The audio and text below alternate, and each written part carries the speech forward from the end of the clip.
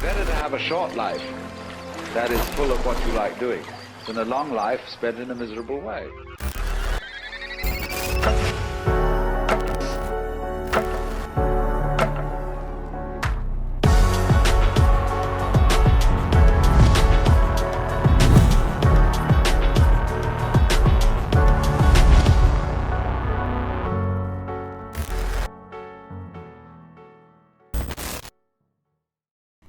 Hey guys, I want to go over a topic today that's really more of a perspective.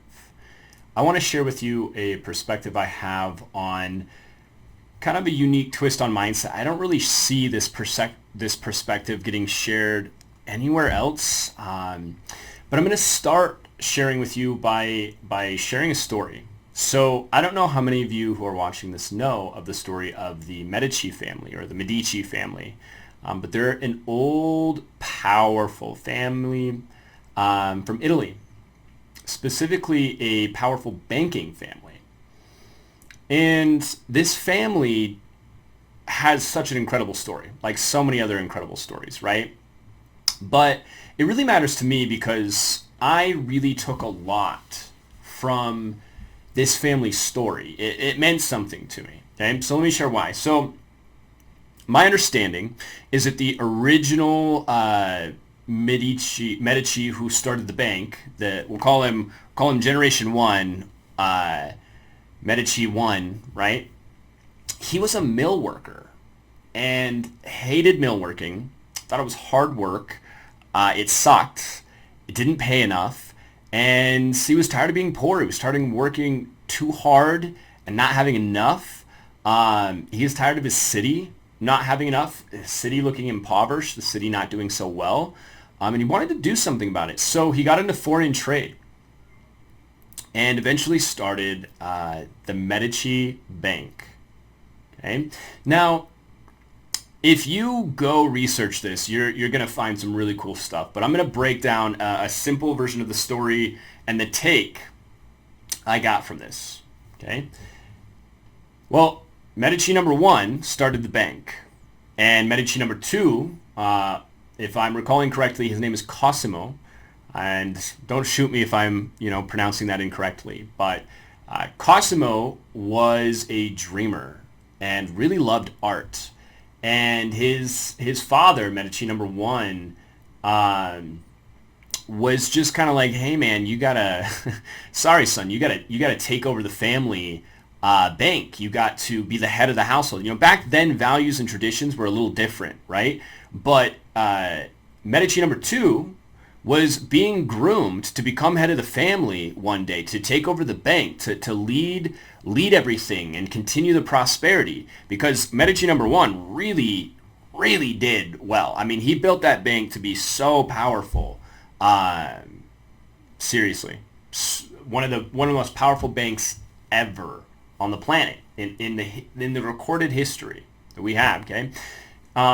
So it was really important, as you can imagine, for Medici number 2, and that's a lot of pressure, but he groomed him his whole life. Medici number 2 was groomed.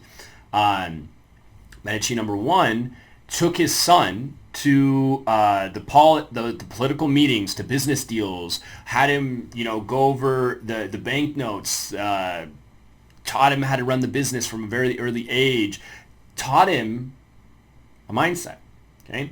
And that was a cool thing to me. And then Medici number 3, right? Medici number 2's son, Medici number 3 comes into play, and eventually, Medici number 1 passes.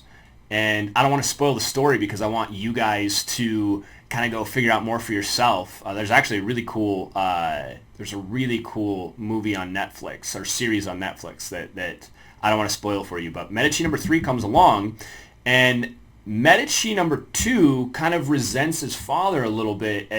It's been told, at least, that he understood his father's vision. He understood why he needed to become head of the house and why he needed to lead the family bank and take over and everything, but he didn't necessarily like it.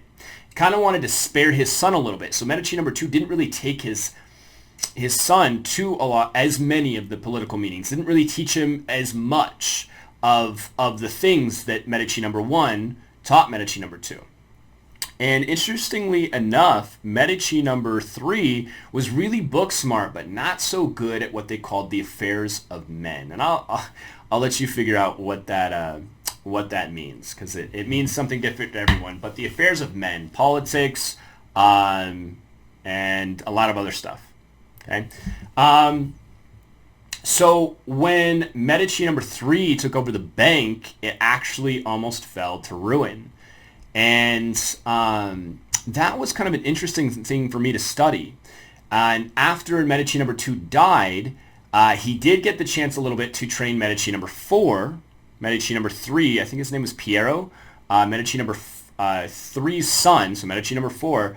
Medici number 2 did get the chance to train him. And then Medici number 2's wife continued to train him after Medici number 2 died. Medici number 2's right hand continued to train Medici number 4. So Medici number 4 actually got a lot of the training and a lot of the knowledge and mindset that Medici number 3 kind of missed out on. And Medici number 3, even when Medici number 2 did try to teach him a lot of the things, he just wasn't very good at it, okay? But anyway, to keep it to the story, Medici number 4, okay? Medici number 4 eventually saw the bank going into ruin and took it from his father, took over, and brought it back to prosperity. Now, I want to bring up some interesting perspectives on this, because what I took away from that was not just the story. I took away what it took for Medici number 1 to build it, what it took for the following family, right? The following generations to keep it. How they succeeded, how they failed, what it took for them. And really what I boiled it down to was it was never about the money. Medici number 1 handed the bank to Medici number 2. Medici number 2 brought it to its peak after Medici number 1 had built it and made it great, right? It was at its peak. Medici number 3 almost ruined it, if I'm understanding the story correctly. And Medici number 4, right, brought it back after Medici number 3 almost ruined it. But how? Because Medici number 2 had all the money, the great money. Medici number 3 had it at its peak, and it fell with all that money and all those deals. And yes, there's a lot of circumstances. Yes, there's a lot of things that went into play. But really, it was mindset. It was the mindset of each different generation, that a mindset that was passed down through the generations. The knowledge, and what makes up mindset? Knowledge.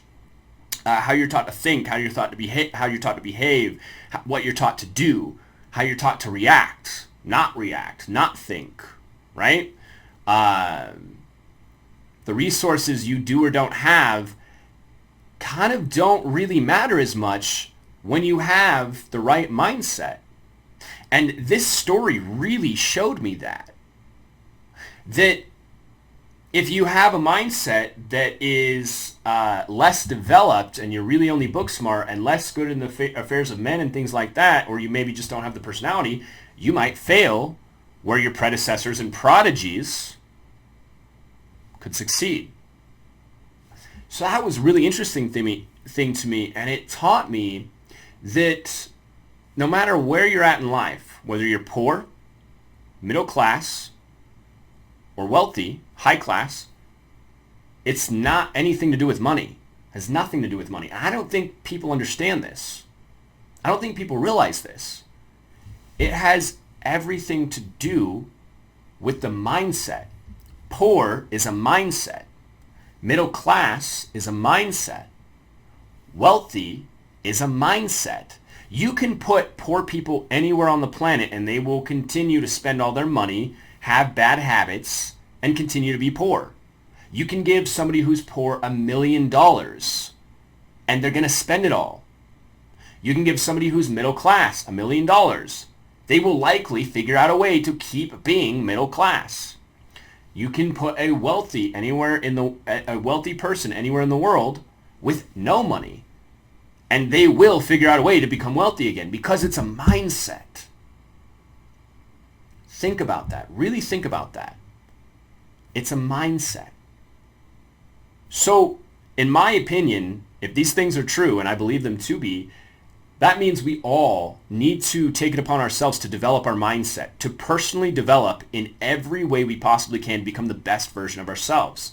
If you don't know how to invest money and make money work for you, then you should probably figure out how to develop that mindset. Crack open a book, go get a mentor, go get a coach. You can always message me, and if I can help, we'll figure out a way. Okay? But do something to develop yourself. Do something to develop that mindset. If you're an employee and you don't want to be an employee, maybe you want to be self-employed, you need to develop the mindset for self-employment, right? You need to develop the mindset to go from employee to self-employed. You want to be a business owner and create a system. You need to develop the mindset to go into that. You want to be a wealthy investor. You need to develop the mindset for that. Otherwise, you could just be handed the role and the resources of a wealthy investor, of a business owner, and then tank it and not know what to do with it. The first Medici proved that you can be poor and become wealthy. The third Medici proved that you can be wealthy and almost become poor. And the fourth Medici proved that you can bounce back from all of that. And the second Medici proved you can continue whatever you're given. Mindset matters, guys. There's tons of stories. I am a story. I'm a living testimony. You can be born dirt poor. Okay? You can be born with nothing. You can be born and experience traumatic experiences. Okay? You can be born and go through some really crazy challenges. You can be socially awkward. You can be disadvantaged. You can go through abuse. You can go through all sorts of crazy stuff. Okay? And you can still be wealthy. And wealthy doesn't just mean money, right? But you can still have that desired life that you want. And that desired life doesn't have to be full of a lot of money. That desired life could just be a really awesome house that you deem as awesome. Not other people you deem as awesome. A car that you deem as awesome. One of my favorite cars is not a Lamborghini, is not a Porsche, is not a whatever. It's actually a Lexus. I really like a certain model of Lexus. I do like Lamborghini. I do like Tesla. I do like, I'm not a super huge fan of Porsche. I do like some of them. I like other cars. But my point saying is I choose to own certain things not because other people like them, but because I like them. And I have a mindset that causes me to want to have those certain things in my life. I could have a lot of things in my life that I don't have because my mindset tells me I don't need them, right? Mindset doesn't mean wealth doesn't mean that you need a lot of money or you need fancy things. Wealthy can be that you're really wealthy in happiness, that you're really wealthy with time. Because I'll tell you right now, you can have all the money in the world, and if you don't have enough time, all the money in the world doesn't matter, okay? But you guys, mindset matters. To stick to the point, mindset matters. And if you need help developing your mindset, watch all of my videos because they're all centered around different pieces of mindset surrounding different topics of life, different perspectives, different tools, different tips, different tricks. That's why I called it Code Breaker, right? Because I'm a code breaker. I'm a statistical anomaly. I shouldn't be where I am and where I've come from. Statistical average states I should be dead, in a dope house, in prison, just not where I am, right? I shouldn't have what I have, but I do. And a lot of it's mindset, you guys. A lot of it's perspective and mindset and the personal development that went into it. Which means if I can do it, if the first Medici can do it, why can't you do it? The truth is that you can. You just have things that you've placed upon yourself, the self-limiting beliefs, restrictions, doubts, fears, worries. Let me teach you how to wipe them away. Watch these videos, and I really hope you found some value in this particular one because this one means a lot to me. This is something I've been studying for so long, and I was so fascinated when I found this. Okay? Love this topic. So develop your mindset. Put what you think about this in the comments. I'd love to hear your thoughts, and we'll catch you in the next video. Thanks for watching.